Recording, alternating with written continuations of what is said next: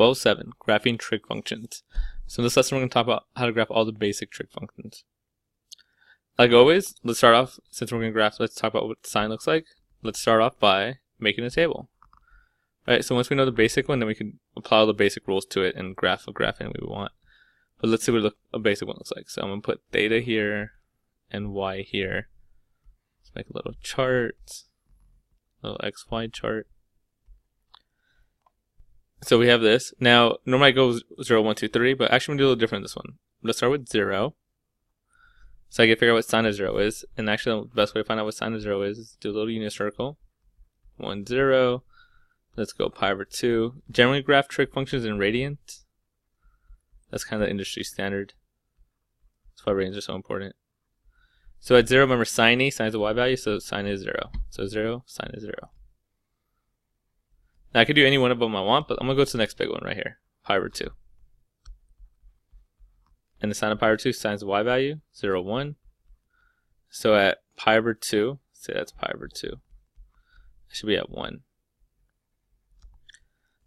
And then the next big one is right here, pi. So at pi, that is negative 1, 0. Sine is a y value, sine 0 again. And then we go to 3 pi over 2, that's the next big one, right here. 0, negative 1. Sine's a y value, so negative 1. So 3 pi over 2, negative 1. And then if we go 2 pi, so go all the way back around to where we started. Well, the sine of 2 pi is 0, it's like the first one. We go back to 0. And if you keep on going, it's going to be the same thing, right? Because after that, we go up here, over back to 1, then back down to 0. This is a periodic function, just like the last lesson we talked about. So sine and cosine graph are periodic functions, and they go on forever. So that's what a sine graph looks like a straight up basic sine graph. I could do the exact same thing for cosine. Let me show you a basic cosine graph, and then we'll talk about these graphs in general. I'm not going to do the table, but I'll do the same idea. So let's say this is 1, negative 1. Let's go. Let's use the same values. Pi over 2, pi over 2, pi, 3 pi over 2, and all the way to 2 pi. So x is my y. Right. So if we did cosine right here, cosine of 0. What am I starting? Look over here. Cosine is 0. Cosine is the x value, so cosine starts at 1. And if we did cosine of pi over 2, which is the one right here, cosine is the x value, so cosine is 0. Then let's move on to pi. Cosine is the x value, so cosine is negative 1. And then we move on to 3 pi over 2. Cosine is the x value, so now it's back to 0. And then we move on to back to where we started, which is 1 again. This is what a basic cosine graph looks like. And just like as always, it will just repeat itself over and over again. You get that. So that's a basic sine graph, a basic cosine graph. If you notice, these are actually the same graph just moved over. Like if you look at, let's say we started right here. That graph right there is the same graph as a basic sine graph. It's just moved over a bit. So they're actually kind of the same graph. Sine starts at the origin, starts at 0, and cosine starts at 1. Let's break this down a little bit more. So if we look at this, see how long it takes to repeat itself? We talked about this last lesson. That's called a period. Now here's a new thing. How long it takes to get from the middle, so this is like the middle right here. See how it kind of oscillates around that, to the highest point or the lowest point, call that the amplitude.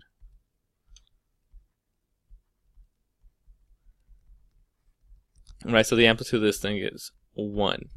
And the period, how long it takes to repeat itself, is 2 pi. So that's the amplitude, that's the period. That amplitude tells you how high and how low you go. Period tells you how long it takes to repeat itself. So that's a general idea. Now how do you notice it? How do you figure out what amplitude and period are? Well, let me erase this because I need some room. Sorry if you can't do this on your paper.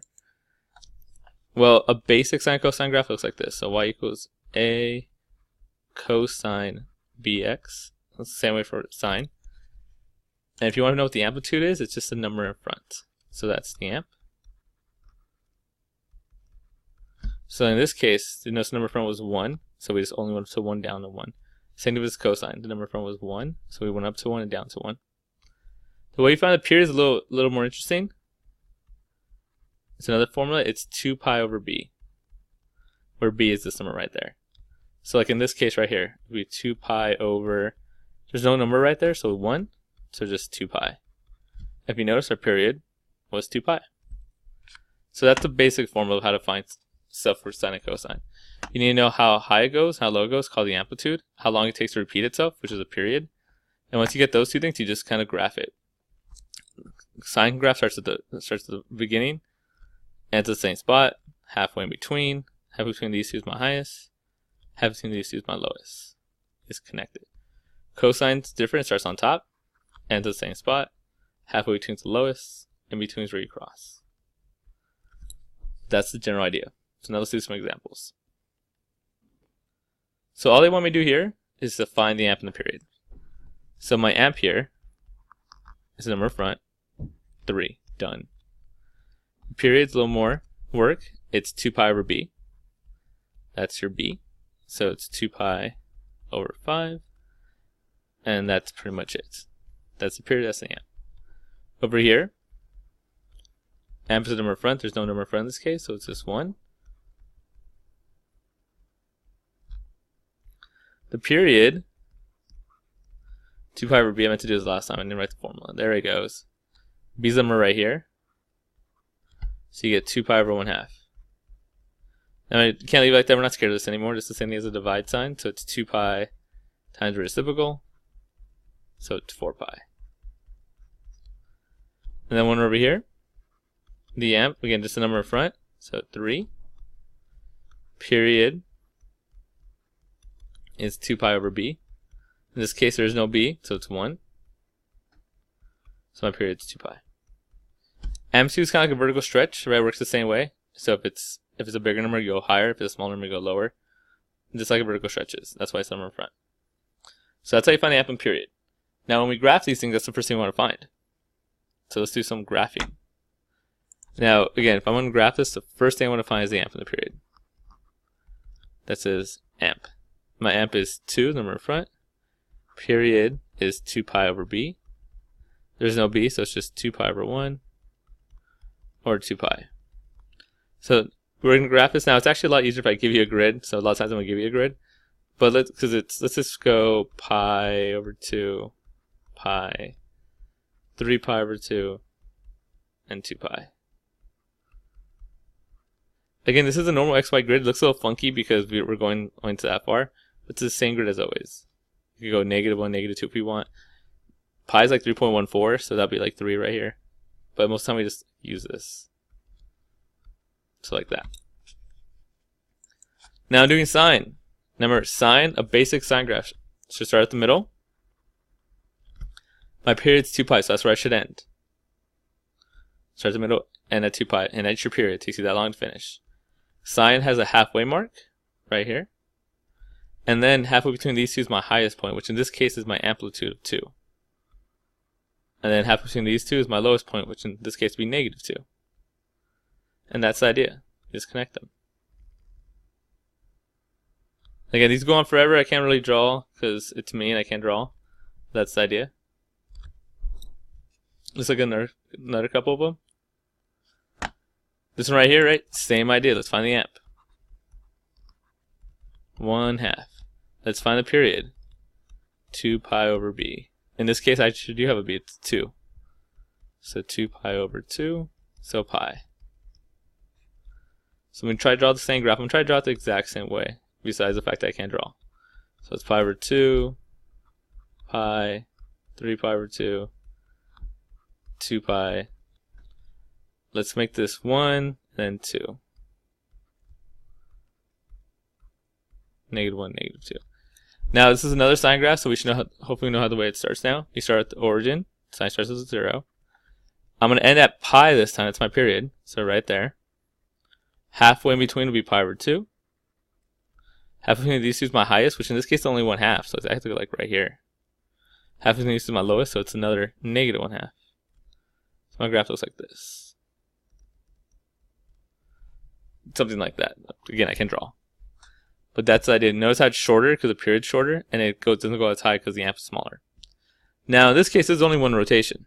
Remember, this goes on forever. If I really want to, I could do it again. So another period would be pi plus pi would be 2 pi. Halfway would be right here. In between these two would be my highest, which would be 1/2. In between these is my lowest, negative 1/2. And I could draw another period. And I can keep on going. Right? Because it's a periodic function. It just keeps on repeating itself. Both ways. I go backwards also. So let's keep that in mind, right? It doesn't just stop there. It goes on forever. Sine and cosine graphs do that. Now let's move on to cosine graph. Same idea. Amp is 1 because there's no number in front. Period is 2 pi over b. Now my b in this case is 1/2. So 2 pi over 1/2. Which we did earlier. It's the same thing as saying 2 pi divided by 1/2. Which is the same thing as saying 2 pi times reciprocal. So that is 4 pi. So I'm just a little different because I don't want to write forever. Hey, that was a pretty straight line. I didn't expect much. So this is pi. Whew, let's just do that. Let's go by pi's now. So that's pi. So hopefully around here is 2 pi. I'm trying to eyeball it. It's like right here is 3 pi. I gotta keep on going so I get to 4 pi. So let's keep on going. I'm trying to eyeball this. So let's say that's 4 pi. Remember, pi is like 3.14. So this is like almost 12 out. If I was looking at a normal number chart, it'd be around 12. Amp is 1, so I guess this normal. It's like 1 and 2, 1 and 2.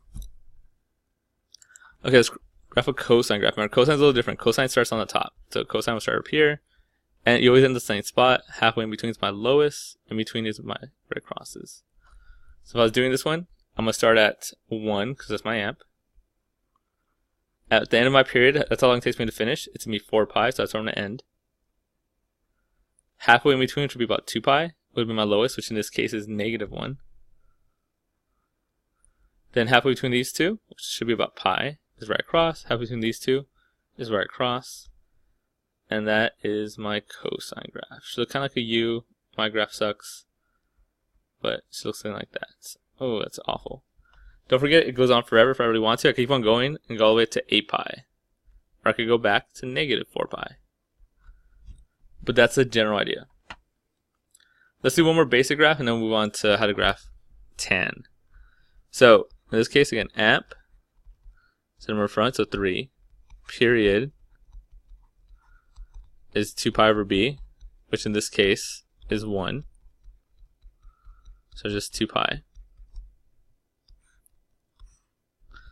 Now, I don't have to go as far as I did last time, because there's only 2 pi, but here's 0, here's pi, here is 3 pi over 2, there's 2 pi. I can keep on going if I want, but My amp is 3, so make sure we go up to 3. 1, 2, 3, 1, 2, 3. Again, we're doing a cosine graph. Cosine starts on top. Since I start there, I gotta end the same spot where my period is. So I'm ending right there. Halfway in between is my lowest, which in this case, halfway between those two is pi. Halfway 2 pi is 1 pi. And then in between these two is right across. In between these two is right across. And that is my graph. Right? Again, if I was going to go on again, I'll just do another period. Since this is 2 pi, it'll be another 2 pi, which will be about 4 pi. And I keep on going. But that's a basic cosine graph, right? So cosine graph starts on top, ends on top, halfway is the lowest. A sine graph starts in the middle, ends in the middle, halfway is where you cross. So those are basically those. Now let's go on to tan. So we're going to skip that because So this is what a tan graph looks like. It's a little different. If you remember tan, when we do tan, it's undefined at the y-axis at 90 and negative 90, or pi over 2, negative pi over 2. So it has these things there. Now here's the thing. I'm never going to ask you to graph tan. You might have to do an honors math analysis, but in my class in IB, you don't actually graph tan. So I want you to know how to graph with the calculator though. So let me show you how to do that. So here's my calculator. You'll see right now. There it goes. So there's the calculator. So let's turn it on. Now here's the thing about graphing trig functions. We always graph them in radian mode. So make sure you're in radian mode. I was not. That would have been embarrassing. So then we go to y equals. Let's delete stuff I don't need anymore. So tan of 2 pi. So let's go tan 2. Now we don't have a data. Well, actually we do have a data button, but it's not on right now. So we're just going to use the x value. Just like that. If we hit graph, you can see this. Now my window's a little off, but if you look at it, it does look like a tan graph right there. So that's what a tan graph does. It starts down there, goes up, and just constantly repeats itself. I can do something for 1/2 tan, but Let's talk about, so that's how you do a basic tan graph, a basic sine, basic cosine.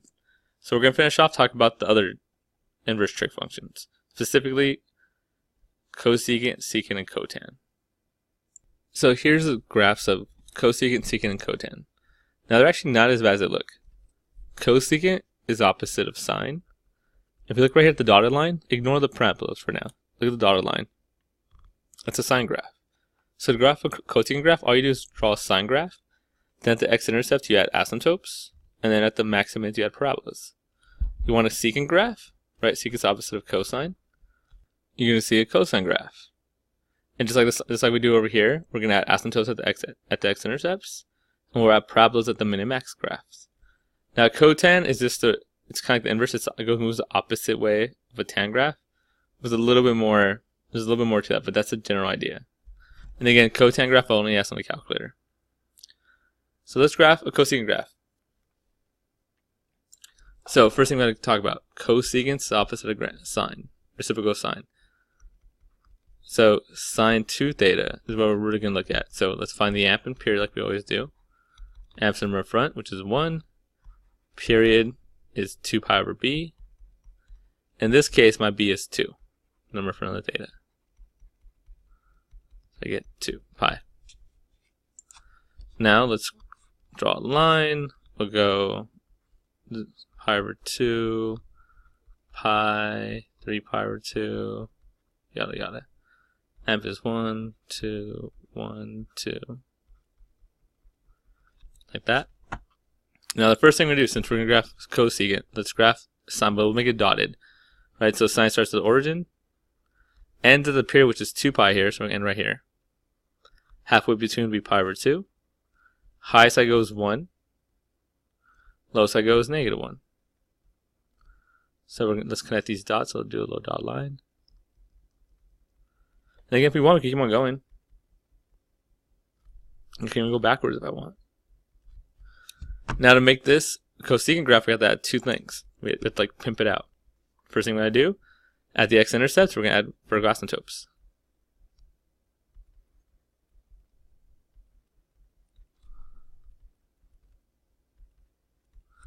And then, the final touch, at the min-max points, we're going to add parabolas. Now don't get sloppy with this. You don't want to go past the vertical asymptotes. You cannot pass them. Something like that. Right, so can't go past the vertical asymptotes. But there is my cosecant graph. It's just a sine graph with a makeover. And that's the general idea. Let's do one more, or a couple more. Ooh, first thing, we already did a cosecant graph. Let's make that a secant graph for prosperity. So that's secant. 3 tan, again, I'm only asking you to do this in the calculator. Actually, one thing I do want to talk about though. Period we know is period 2 pi over b. That only works for sine and cosine, and secant and cosecant. Tan, the period is actually pi over b. If we look at the graph of tan, the period that only goes, well, it doesn't show you here, but it's pi. It only goes pi across. It doesn't do the whole thing. So, period for tan and cotan is pi over b. So my period here is going to be pi over 1, because no b, so just pi. Like if I want to graph that, I'll just have you do it in the calculator. You get something that looks like something to this effect.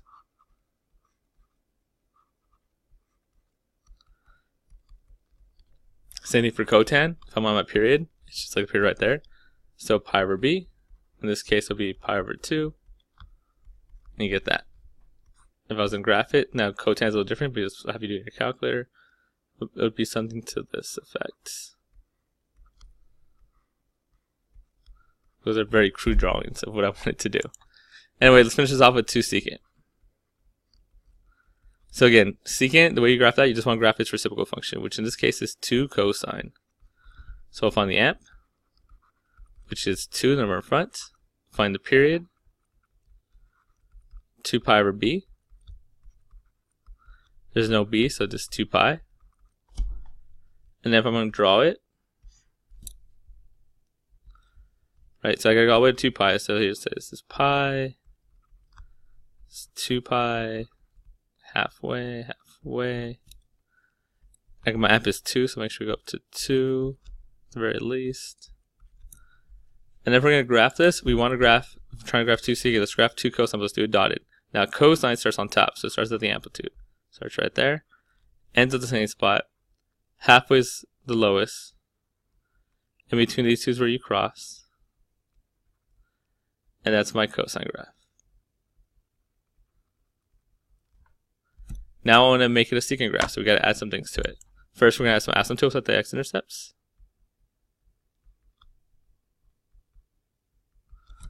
And then we'll add parabolas at the min-max points. So we'll add a parabola here.